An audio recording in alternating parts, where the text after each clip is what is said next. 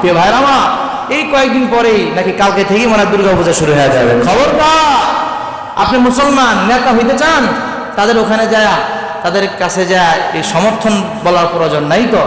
আপনি সর্বোচ্চ বলেন না আমরা মুসলমান, আমাদের ইসলাম শিক্ষা দেয় যে আপনাদের নিরাপত্তা কিভাবে দিতে হয়, এতটুকু বলেন না। আমরা আপনাদের সাথে আছি, হ্যাঁ, যার যার ধর্ম যার যার উৎসব সবার, এই সমস্ত কথা বলে কখনো কুফরি করবেন না। খবরদার।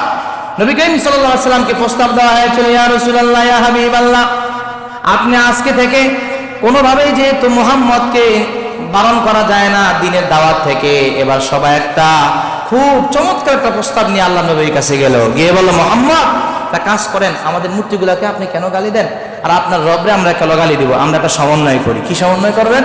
যে এক বছর আপনি আমাদের মূর্তিগুলোর পূজা করবেন, আর এক বছর আমরা আপনার রবের পূজা করবো। নাউযুবিল্লাহ বলেন।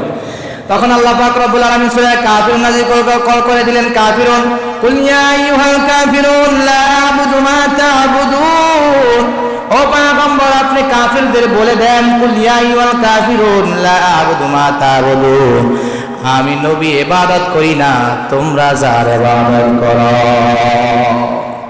তোমরা যার ইবাদত করো আমি নবী আর ইবাদত করি না, অর্থাৎ কশিন কালো সম্ভব নয়। তোমাদেরটা এক বছর আর আমারটা এক বছর, কোনো সুযোগ নাই।